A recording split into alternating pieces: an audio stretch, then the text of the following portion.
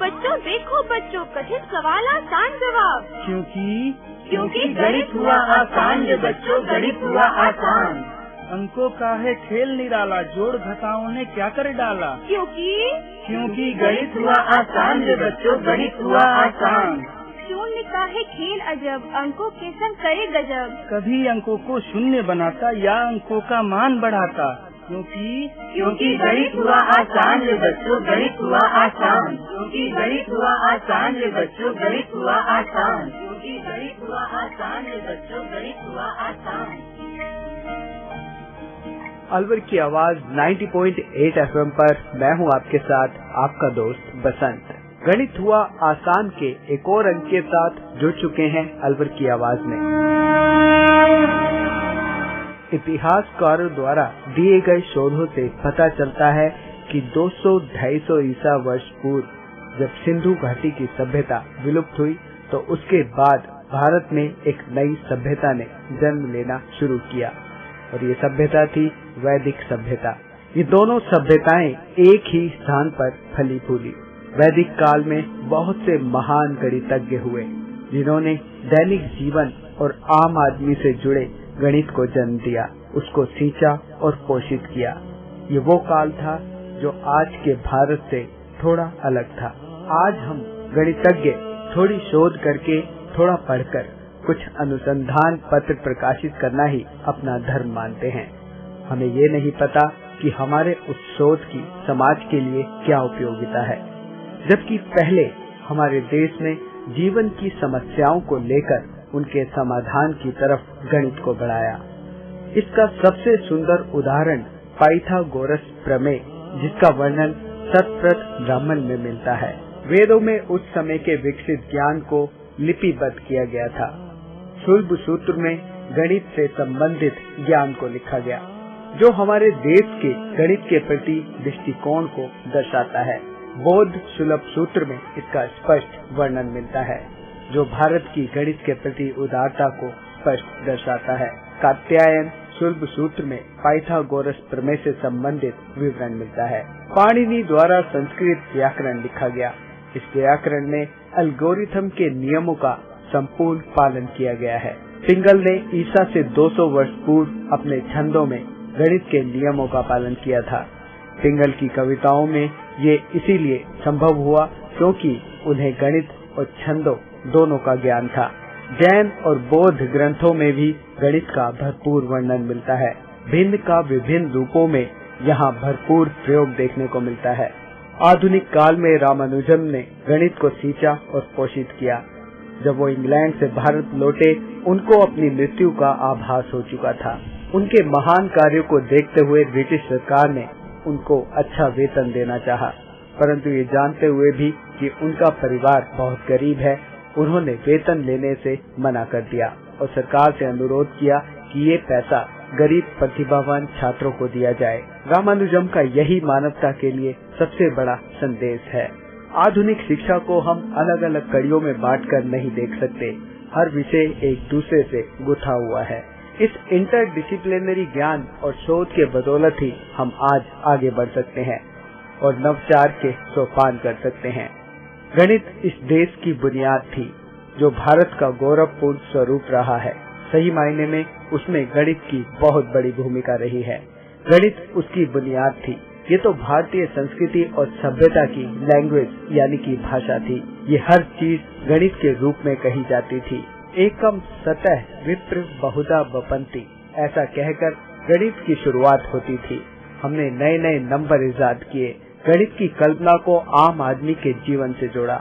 हमारे यहाँ स्कूल और कॉलेज में न जाने वाले व्यक्ति भी उंगलियों पर गिनती करके बता सकते हैं, देखकर आकार का अंदाजा लगा सकते हैं, चांद और तारों की गति को समझ सकते हैं, क्योंकि गणित हमारी बुनियाद थी।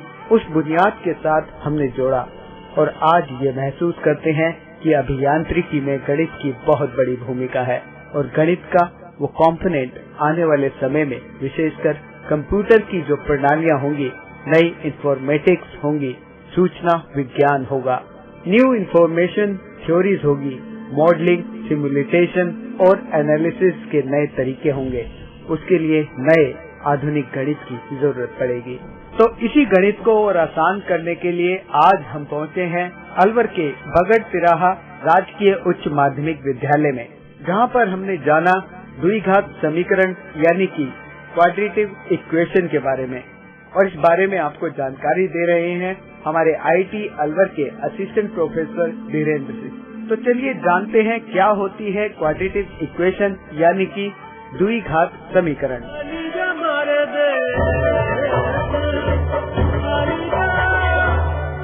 नमस्कार छात्रों, मैं धीरेन्द्र सिंह, गणित के वरिष्ठ अध्यापक IIT अलवर MIA राजस्थान से।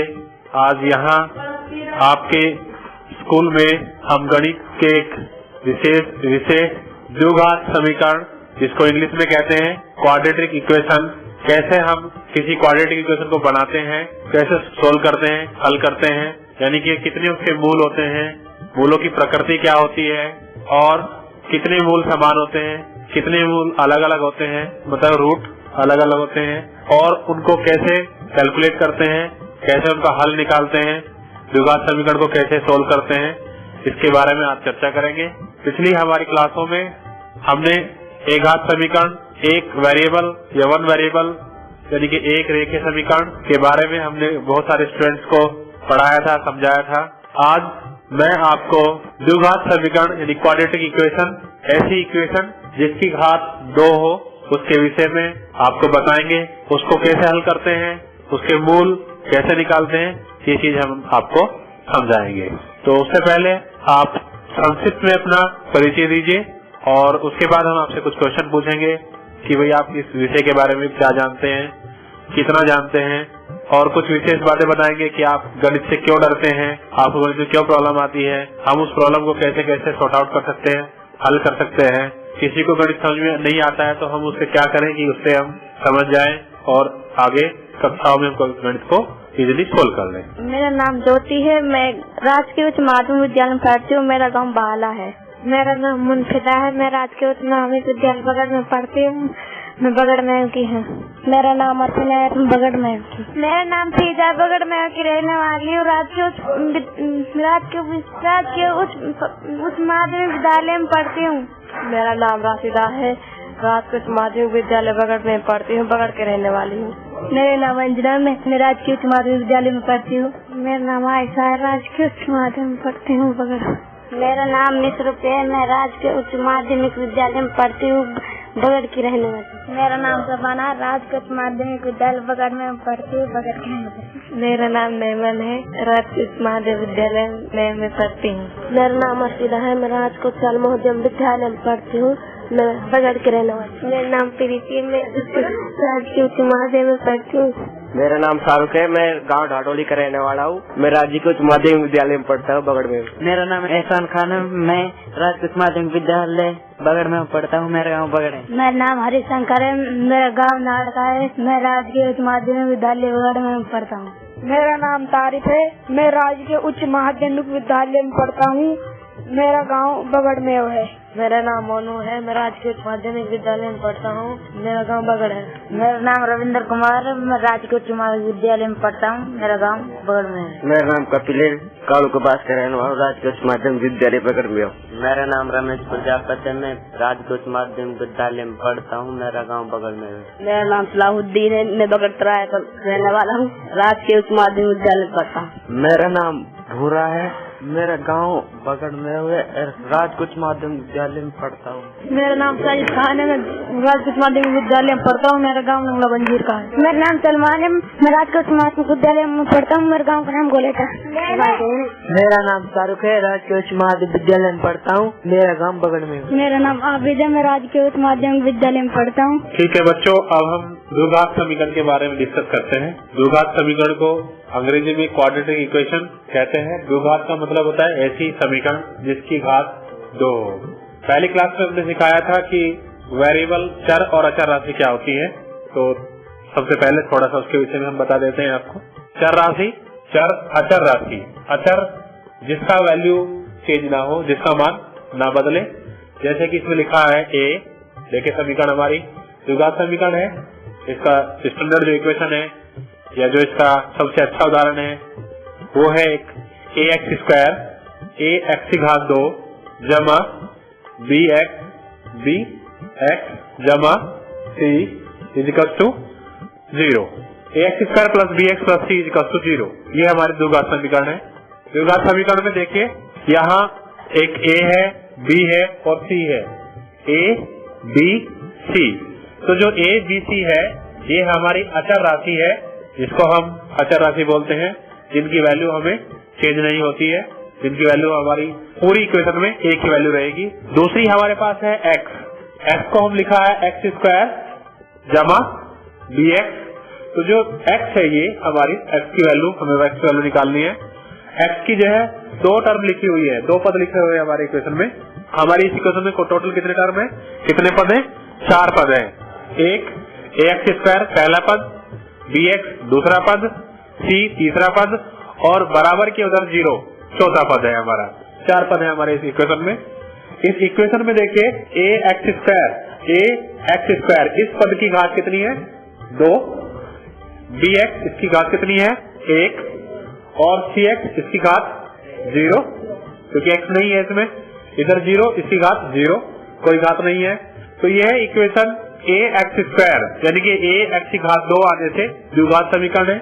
इस द्विघात इक्वेशन के मूल यानी घात कितनी है इसकी, 2 घात है। इसके मूल जितनी इसकी घात होती है, किसी भी इक्वेशन की जितनी घात होती है, कम से कम उतने मूल उसके होते हैं, कम से कम और अधिक उतने मूल इसके होते हैं। इस इक्वेशन की कितनी घात है, 2। तो कितने मूल होंगे इसके, 2। कितने मूल होंगे इसके बताओ, 2। हाँ, इक्वेशन की घात 2 है तो मूल भी 2 होंगे, 2 मूल इसके होंगे। अब हम मूलों को कैसे कैलकुलेट करें, हम मूल को कैसे निकालते हैं। तो हम मूलों को निकालने के लिए हमें देखिए हमारे पास सूत्र है, फॉर्मूला है। पहला सूत्र है मेरे पास, यदि हम इसके मूल को, इसके 2 मूल हैं, एक मूल को अल्फा मान लें, दूसरे मूल को बीटा मान लें, तो हमने लिखा है दोनों मूलों का योग। क्या लिखा है, दोनों मूलों का योग। दोनों मूलों का योग यानी कि क्या लिखा है, अल्फा प्लस बीटा। हाँ, यानी कि दोनों मूलों क्या लिखा हमने, अल्फा प्लस बीटा। और अल्फा प्लस बीटा की वैल्यू अपनी इक्वेशन जो हमारी समीकरण है ax square plus bx plus c equals to 0 से अल्फा प्लस बीटा यानी कि मूलों के सम, मूलों के सम का बराबर किसके बराबर है, देखो बताइए। Alpha plus beta equals to क्या है, alpha plus beta equals to क्या है, -a। ये है minus b upon a, minus b upon a यानी कि -b बटा a। माइनस b और a कहां से आया हमारे, इस इक्वेशन से आए, द्विघात समीकरण से। ax स्क्वायर जमा bx जमा c बराबर 0 से हमारे पास क्या है, alpha plus beta equals to -b upon a। यदि हम मूलों के गुणन को निकालें, ये तो मूलों का सम है, यदि हम मूलों के गुणन को निकालें तो मूलों के गुणन के लिए निकालने के लिए हम क्या लिखते हैं, क्या लिखते हैं मूलों के गुणन के लिए, आप बताइए। अल्फा डॉट बीटा बराबर -b बटा a, नहीं c बटा a। हाँ, अल्फा डॉट बीटा यानी कि मूलों का गुणनफल, ये है मूलों का गुणनफल। मूल्य का गुणनफल इक्वल्स टू क्या है हमारा, c बटा a, c बटा a। तो इससे हम क्या निकाल सकते हैं, मूलों का योग निकाल सकते हैं, मूलों का गुणनफल निकाल सकते हैं और इसे हल करके मूलों का मूल भी निकाल सकते हैं। 2 मूल आते हैं, 2 निकाल सकते हैं। चलिए हम इसका एक उदाहरण आपके सामने प्रस्तुत करते हैं। उदाहरण है, देखिए हमारे पास एक द्विघात समीकरण है x स्क्वायर जमा 2x जमा 1 बराबर 0। हमारे पास इक्वेशन जो आपकी समीकरण है क्या है, जरा बताइए आप। x स्क्वायर 2 जमा x 2x जमा 1 बराबर 0। हाँ, वेरी गुड। ये समीकरण है आपकी x स्क्वायर जमा 2x जमा 1 बराबर 0। ये कैसी समीकरण है आपकी, द्विघात समीकरण है ये आपकी, यानी कि आपकी क्वाड्रेटिक इक्वेशन है। अब हम लोग निकालते हैं, सबसे पहले हम इनका मूल निकालते हैं, फिर हम अपने उस सूत्र को वेरीफाई करेंगे कि क्या इसके मूल का सम सही है या गलत है। देखिए हम इसको कैसे हल करते हैं। हमने क्या किया, x स्क्वायर जमा 2x जमा 1 बराबर 0 को हमने 2x को 2 पार्ट में तोड़ दिया। हमने 2x को कितने भागों में तोड़ दिया, कितने भागों में तोड़ दिया, 2 भागों में। 2 भागों में तोड़ दिया। कैसे तोड़ा देखिए, हमने कैसे तोड़ा ये x स्क्वायर जमा x जमा x जमा एक बराबर 0। हाँ, वेरी गुड। हमने कैसे तोड़ दिया इसको, x स्क्वायर जमा x बराबर 0। अब हम लोगों ने इसके क्या बना लिया, पेयर बना लिया। पेयर मतलब दो टर्मों का एक साथ लेकर के हमने इसका पेयर बना लिया। और पेयर बनाने से अब हम लोग इसमें से पहली पेयर है हमारा x स्क्वायर जमा x, इसमें से हमने क्या कॉमन ले लिया, x कॉमन ले लिया। तो हमें क्या बचेगा, x into x plus 1 plus दूसरे में हमने क्या कॉमन ले लिया, 1। तो हमारे पास क्या बचा, x प्लस x। तो अब हमारे पास कॉमन क्या आ गया, x प्लस x। और जो दूसरा पेयर बचा हमारा x plus x equal to 0। एक बार हम x प्लस 1 को 0 रखते हैं तो हमारा x का वैल्यू आता है -1। दूसरी बार फिर हम x प्लस 1 को 0 रखते हैं तो हमारा वैल्यू क्या आता है, x इक्वल टू -1। इस प्रकार हमारे पास इसके दो समान मूल आए। कितने मूल आए, दो समान मूल।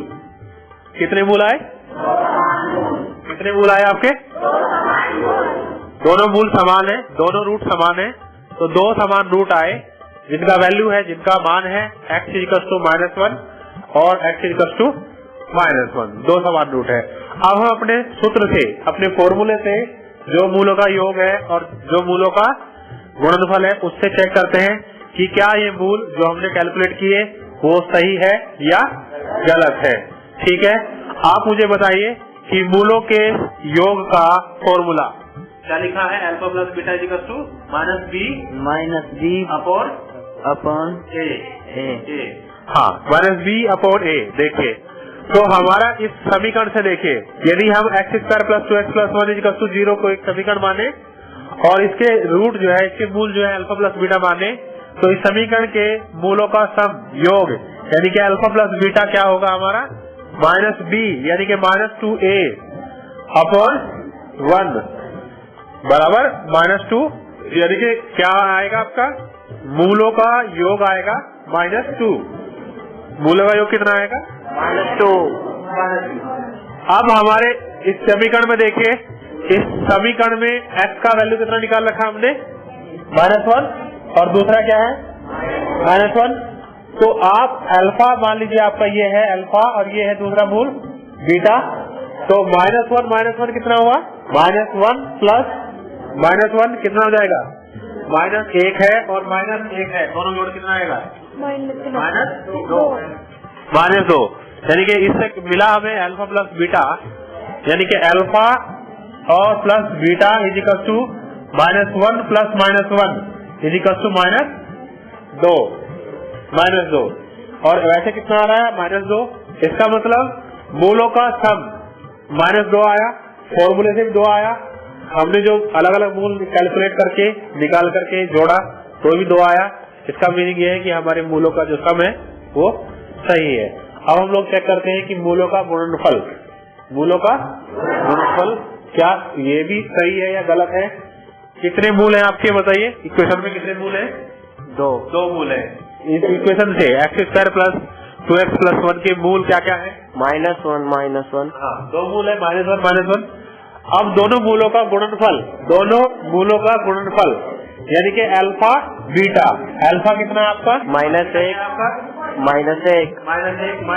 -1 कितना हो जाएगा, -1 गुणा -1 कितना आया, -1 गुणा -1 गुणा लगा रहे हैं प्लस 1 गुणा लगा रहे हैं हम लोग, हाँ गुणा लगा रहे हैं।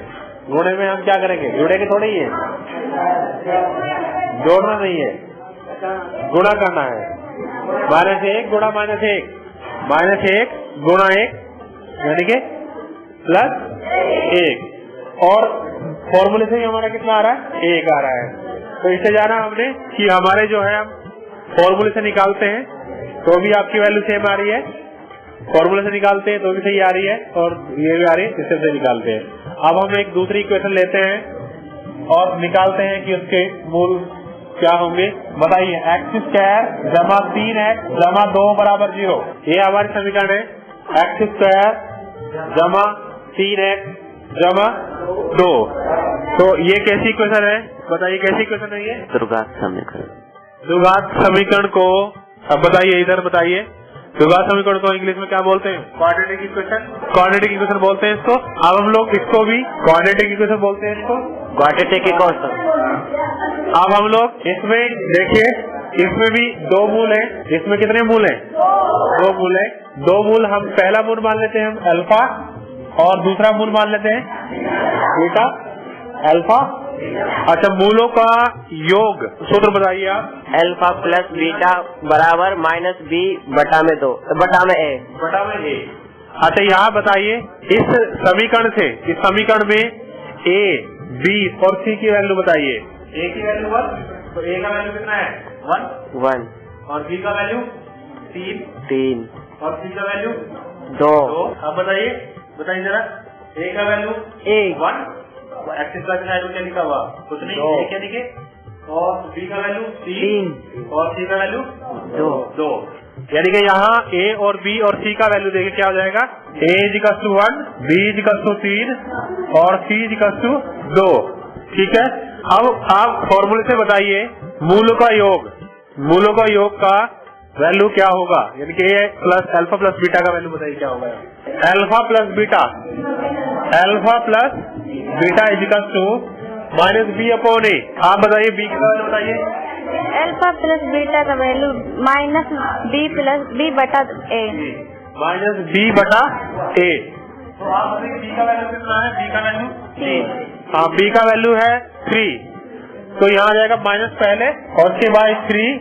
ए का वैल्यू कितना है? ए का वैल्यू बताइए। ए का वैल्यू 1, यानी कि ए का वैल्यू 1, तो कितना हो गया ये? -3। ठीक है। अब मूलों का गुणनफल बताइए क्या हो जाएगा? 2। Alpha dot beta equal to 2। हाँ, मूलों का गुणनफल हो जाएगा alpha dot beta equal to 2। तो ऐसे मूलों का योग हो जाएगा आपका -3 और मूलों का गुणनफल हो जाएगा आपका 2। अब हम इसके मूल निकालने हल करके देखिए। हाँ, अब इसको हल करते हैं, हम लोग हल करते हैं इसको। एक्स स्क्वायर जमा 3x जमा 2 इज इक्वल टू 0। इसको फिर इस 3x को 2 भागों में ब्रेक कर देंगे, तोड़ देंगे। कैसे इसको तोड़ेंगे देखिए। एक्स स्क्वायर जमा x जमा 2x जमा 2 बराबर 0। ठीक है ना? इसको तोड़ दिया, कितने भागों में तोड़ दिया इसको? 3x को 2 भागों। कौन से भागों में तोड़ दिया? x plus 2x। तोड़ दिया। अब हम फिर क्या करते हैं? पेयर बनाते हैं। फिर इसका यहाँ से क्या कॉमन ले लेते हैं? x plus 1। यहाँ से क्या कॉमन लेते हैं? 2 x plus 1 is equal to 0। दोनों से क्या कॉमन लेंगे? x प्लस 1 और x plus 2 is equal to 0। यहाँ वैल्यू क्या निकालेंगे x की? यहाँ से रखेंगे तो x बराबर 1 आ जाएगा -1 और दूसरा आ जाएगा x इक्वल टू -2। अब हम चेक करते हैं कि मूलों का योग कितना है। मूलों की वैल्यू बताइए आप, क्या क्या वैल्यू है मूलों की? -1 और -1 -2। हाँ, -1 और -2 आए। और मूलों का योग कितना हो गया बताइए? x बराबर अल्फा प्लस बीटा बराबर क्या हो जाएगा? -1 प्लस -1। अल्फा प्लस बीटा जी कब -1 प्लस -1 यानी कि -3। देखिए अल्फा कितना आया था हमारा? -3। ये आया देखो यहाँ पर -3। ठीक है, इसको तोड़कर कितना है? -3। तो हम लोगों को देखिए अभी कैलकुलेट किया। Alpha plus beta is equal to -3। तो यहाँ से हमने प्राप्त किया कि मूलों का योग -2 -1 दोनों का सम इज इक्वल टू -3। और हमारे सूत्र से भी कितना आ रहा है? -b अपॉन a, जिससे भी यही आ रहा है -3। ऐसे ही मूलों का गुणनफल अल्फा डॉट बीटा हम करेंगे तो कितना आ जाएगा? अल्फा 1 है हमारा -2 और दूसरा -1, दोनों का प्रोडक्ट कितना आ जाएगा हमारा? -2 -1 2। और यहाँ से भी कितना आया? 2। ठीक है, तो हमें अवगत हुआ कि दोनों मूल सही है और दोनों मूलों का योगफल भी हमने कैलकुलेट कर लिया है। अब आप बताइए। आप ये बताओ कि जो सर ने अभी आपको सिखाया उसमें से क्या किसको कितना समझ आया, कि क्या आपको बता रहे थे? कौन बताएगा? मेरा नाम शाहरुख है। ये सर ने अभी बताया, द्विघात समीकरण बताया। द्विघात समीकरण बताए, तो आपको कुछ समझ में आए? सर आगे। ठीक है बच्चों, आज हमने मूल निकालना और द्विघात समीकरण को कैसे हल करते हैं, द्विघात समीकरण का रूप कैसा होता है, उसके कैसे पहचानते हैं उसको, ABC क्या होते हैं, अचर राशि क्या होती है, उसके बारे में आज हमने एक डिस्कशन किया था।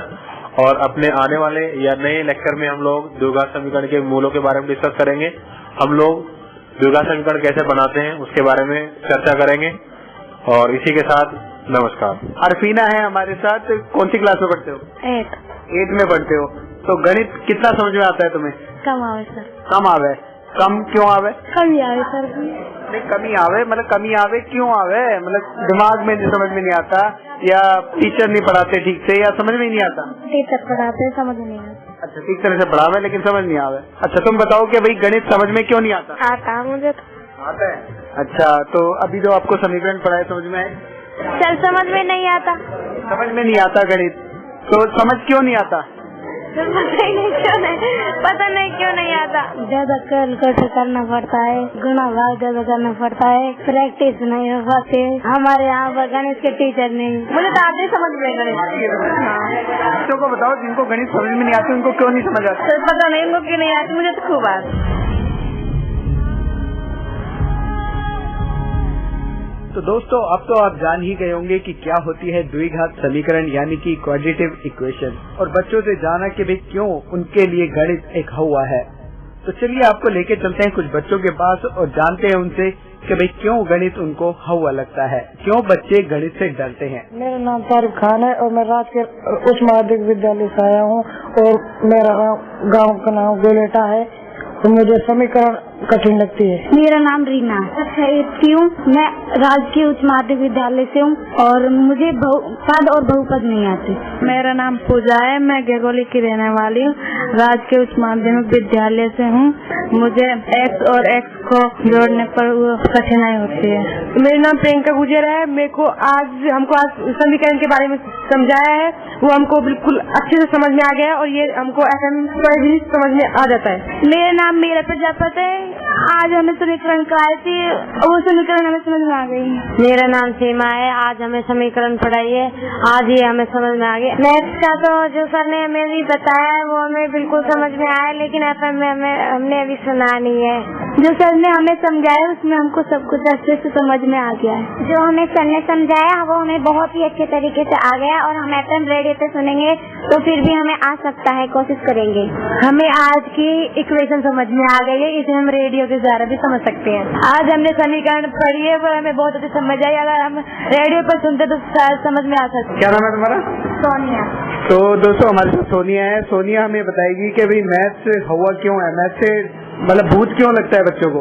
मैथ से कभी कभी बच्चों को समझ में नहीं आता तो ऐसा लगता है कि वो बच्चे दूर भागते हैं, इसलिए मैथ को अच्छे से समझना चाहिए। नहीं तो दूर क्यों भागते हैं? क्योंकि उन्हें मैथ समझ में नहीं आता इसलिए। और समझ क्यों नहीं आता? क्योंकि वे अच्छे से ध्यान भी नहीं देते या फिर कोई टीचर भी हो तो जिन्हें अच्छे पढ़ाना कम हो। और ध्यान क्यों नहीं देते? क्योंकि उनका समझ में नहीं आता होगा या फिर वो ये सोचते होंगे कि हमें मैथ अच्छी नहीं लगती, उनके मन में डर रहता है मैथ हमें अच्छी नहीं लगती, इस वजह से उन्हें समझ में नहीं आता। अच्छा, मैथ अच्छी क्यों नहीं लगती?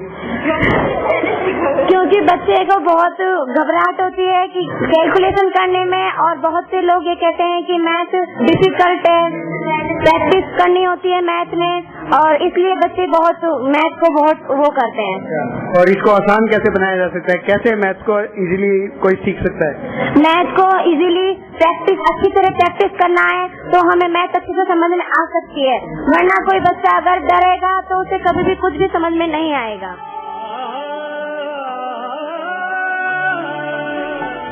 तो आज हमें ये भी पता लग गया कि क्यों बच्चे गणित से डरते हैं, और अलवर की आवाज द्वारा ये आगे भी प्रयास रहेगा कि गणित को कैसे और सरल और आसान बनाया जाए। और ये सफर हमारा यूं ही जारी रहेगा अलवर की आवाज 90.8 FM पर। ये प्रोग्राम भारत सरकार के विज्ञान एवं प्रौद्योगिकी विभाग द्वारा प्रेरित एवं समर्थित किया गया है। आपको ये प्रोग्राम कैसा लगा? आप अपने प्रतिक्रिया फीडबैक हमें दे सकते हैं। फीडबैक देने के लिए हमारा पता है कम्युनिटी रेडियो अलवर की आवाज 90.8 megahertz, IT group of institutions, north extension, MIA Alwar, Rajasthan. हमारे फोन नंबर है 9587908908 और दूसरा नंबर है 014451211190। आप हमें मेल भी कर सकते हैं। हमारी ईमेल आईडी है radioalwar@gmail.com और साथ ही इस प्रोग्राम को आप ऑनलाइन यानी कि इंटरनेट पर भी सुन सकते हैं। इंटरनेट पर सुनने के लिए आपको लॉगिन करना है www.i-radiolive.com पर और साथ ही मैथमेटिक्स यानी गणित हुआ आसान के एपिसोड आप ऑनलाइन यानी कि इंटरनेट के माध्यम से एक दुनिया अनेक आवाज के वेबसाइट पर भी सुन सकते हैं। वेबसाइट है www.edaa.in। लॉगिन कीजिए और कहीं भी बैठकर ऑनलाइन आप इन मैथमेटिक्स के प्रोग्राम को सुन सकते हैं। इसी के साथ अपने दोस्त बसंत को दीजिए इजाजत। नमस्कार।